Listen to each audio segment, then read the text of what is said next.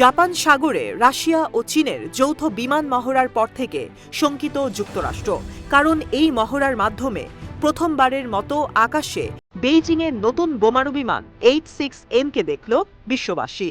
নিজেদের ভান্ডারে 120টির বেশি বোমারু বিমান থাকলেও নতুন এই বিমানটি নিয়ে তৈরি হয়েছে আলোচনা, কারণ পরমাণু বোমা বহনে সক্ষম H-6N। দক্ষিণ কোরিয়ার সামরিক বাহিনীর বিবৃতিতে জানানো হয়েছে, যৌথ এই মহড়ায় অংশ নিয়েছে 11টি চীনা ও রুশ যুদ্ধবিমান।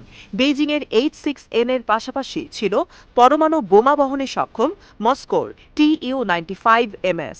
দুই দেশের বিমানই আন্তর্জাতিক সমুদ্রসীমার খুব কাছাকাছি উঠছিল। জবাবে নিজেদের আকাশসীমায় যুদ্ধবিমান মোতায়েন করে দক্ষিণ কোরিয়া। 2019 সালে পিপলস রিপাবলিক অব চায়নার 70তম প্রতিষ্ঠা দিবস উপলক্ষে প্রথমবারের মতো দেশটির জনগণের সামনে আনা হয় এই পরমাণু বোমারু বিমান। সিনহুয়ার প্রতিবেদন বলছে, H-6N মিড এয়ার রিফুয়েলিং ও লং রেঞ্জ স্ট্রাইকে সক্ষম, ফলে আক্রমণ ও প্রতিরোধ দুই বিষয় রক্ষা করা সম্ভব H-6N এর মাধ্যমে। দেশটির সামরিক বিশেষজ্ঞ ঝাং জুয়েফেং জানান, আগের ভার্সনের চেয়ে ওয়েপনারি ও ইকুইপমেন্টের দিক থেকে আপগ্রেড করা হয়েছে নতুন পরমাণু বোমারু বিমানকে। ফলে চীনা বিমান বাহিনীর সবচেয়ে অ্যাডভান্সড বোমারে পরিণত হয়েছে H-6N।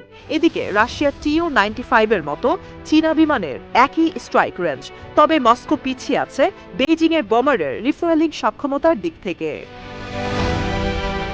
চীনা গণমাধ্যম গ্লোবাল টাইমসকে দেশটির আরেক সামরিক বিশেষজ্ঞ সং ঝংপিং জানান, মহড়ায় অত্যাধুনিক বিমানটি পাঠানোর অর্থ শীঘ্রই কৌশলগত যৌথ টহলে রাশিয়ার সঙ্গে দেখা যাবে চীনা নিউক্লিয়ার বোমারকে। প্রতিক্রিয়ায় পার্শ্ববর্তী জাপান ও দক্ষিণ কোরিয়ায় একই ধরনের পরমাণু বোমা বহনকারী বিমান মোতায়েনের পথে হাঁটতে পারে যুক্তরাষ্ট্র। এতে অস্থিতিশীল বিশ্ব রাজনীতিতে বাড়বে পরমাণু যুদ্ধের শঙ্কা। গেল শুক্রবার প্রায় 4 ঘণ্টা যাবৎ জিনপিং ও পুতিনের বিমান বাহিনী আকাশে থাকলেও দক্ষিণ কোরিয়ার আকাশসীমা অতিক্রম করেনি। বেইজিং ও মস্কোর কাছে আনুষ্ঠানিকভাবে এই কার্যক্রমের অভিযোগ জানিয়েছে সিওল। তবে চীনের প্রতিরক্ষা মন্ত্রণালয় জানিয়েছে, নিয়মিত যৌথ আকাশ মহড়ার অংশ ছিল এটি। এবারের মহড়াটি নবমবারের মতো আয়োজন করা হয়। 2019 সাল থেকে যৌথ মহড়া চালাচ্ছে দুই দেশ।